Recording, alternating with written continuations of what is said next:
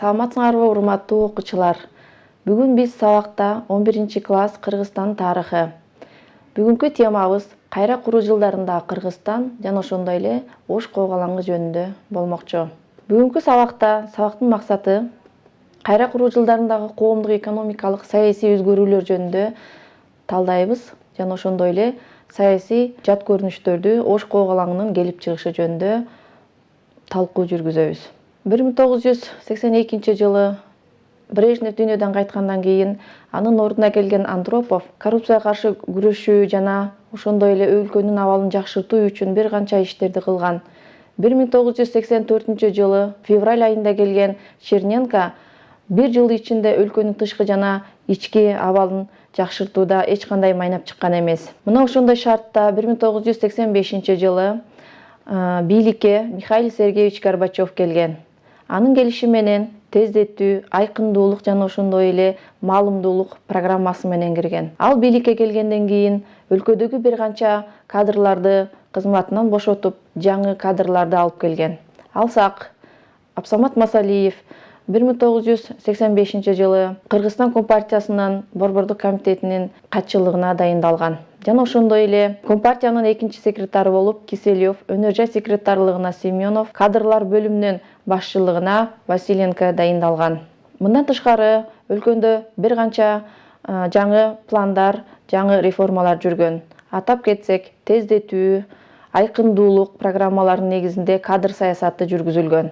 1985 жылдагы Горбачевдун апрель пленумунда бир канча өлкөнүн өнүгүү тезиси иштелип чыккан. Андан тышкары Кыргызстанда демократиялык кыймылдар иштей баштаган. Улуттун аң сезимдүүлүгүнүн күчөшү дагы жолго коюлган болчу.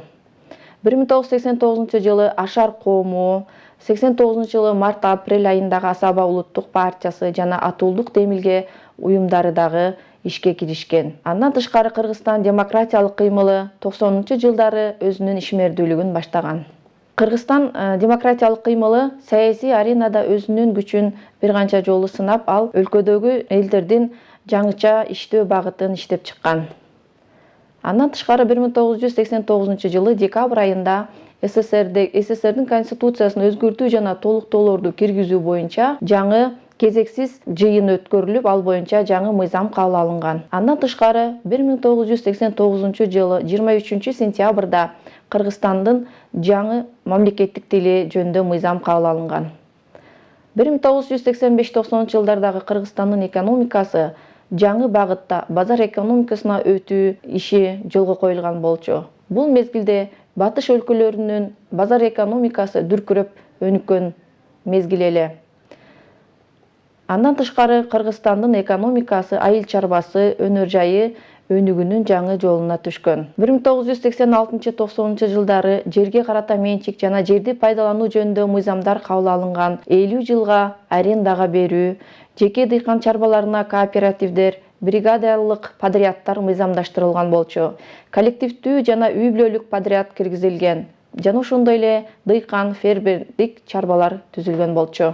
Кыргызстан коомдогу жат көрүнүштөрдүн келип чыгышынын негизги себептери ал мезгилдеги социалдык көрүнүштөрдүн, кемчиликтердин кетирилишинен улам ал проблемаларга өз убагында жеткиликтүү көңүл бурулбагандыктан өлкөдө саясий чоң өзгөрүүлөр келип чыккан. Ал өзгөрүүлөр аракештик, масчылык боюнча Кыргызстан биринчи орунга чыккан. Жана ошондой эле кылмыштуулуктун да көбөйүшү өлкөдө көбөйүп кеткен. Алсак 1989 жылдары кылмыштуулуктун саны 25 миңге жеткен.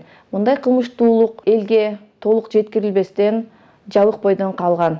Андан тышкары баңгиликке каршы күрөшүү, наркоманияга каршы күрөшүү иштери дагы жолго коюлган эмес эле. Мына ошондой кетирилген кемчиликтерден улам Кыргызстанда Ош Когалаңынын чыгуу себептери келип жеткен. Ош Когалаңы жөнүндө айта кетсек, бул Ош Когалаңында Кыргызстандын түштүгүндөгү өзгөчө жаштардын жана ошондой эле өзбек жаштарынын ортосундагы пикир келишпестиктерден улам келип чыккан. Бул эки жаштардын ортосундагы Пикир келишпестиктин негизги себептери жер тилкелерине болгон мамилелер болчу. Андан тышкары Улуу Ата Мекендик согуштун ардагерлеринин, аксакалдарынын бул эки жаштарга өзүнүн акыл кебин айтпастан аларды курчутуп, ортодогу келишпестиктерди ырбатып жиберген, бул кечирилгис нерсе катары каралып калган. Андан тышкары ар бир райондордо, облустарда Кыргызстан сергектик зонасы деп жарыяланган жана аракечтикке каршы күрөшүү иштери жолго коюлган болчу. Мыйзамдар кабыл алынып, 1989 жылы 17 майда аракечтикке каршы мыйзам иштелип чыккан. Ош когалаңы мына ушундай шартта 4 июнда өзгөчө кырдаал киргизилип, өлкөдө бир канча кишилер жарадар жана кыйнап, калчылык менен өлтүрүлгөн. Алсак 155 киши өлтүрүлгөн, 845 киши жарадар болгон жана башка унаалар, мекемелер, дүкөндөр талкаланган. Мына ушунун кесепетинен Кыргызстанда Ош когалаңынын анын жат көрүнүштөрү эл арасында айтылып, кийинчерээк 5 июнда бул Ош когалаңы ынтымак менен аяктаган болчу. 80-90 жылдарда Кыргызстандын саясий, социалдык, экономикалык абалына жалпысынан айтып өттүк. Силер социалдык маселелердин курчушу Ош когалаңынын келип чыгышына эмне себеп болгондугун өз ара тактасаңар болот. Суроо: Ош когалаңынын келип чыгышына эмне себеп болгон? Биринчи, республикада топтолгон социалдык маселелердин өз убагында чечилбей келиши. Экинчи, өзбек улутундагы ата мекендик согуштун жана эмгек ардагерлеринин союздук жана республикалык бийлик органдарына жазган арызы. Силер бул суроонун кайсынысы туура деп ойлойсуңар? Ооба, албетте, бул суроонун туура жообу республикада топтолгон социалдык маселелердин өз убагында чечилбей келиши деген жооп туура.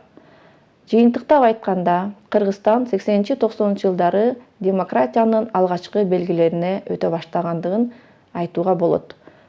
Ошондой эле силерге үйгө тапшырма, окуу китебиндеги 21-22 параграфты окуп келесиңер. Андан тышкары кошумча маалымат издөө ресурстары дагы турат. Силер өз алдынча үйдөн окуп билим алсаңар болот. Көрүшкөнчө саламатта калгыла.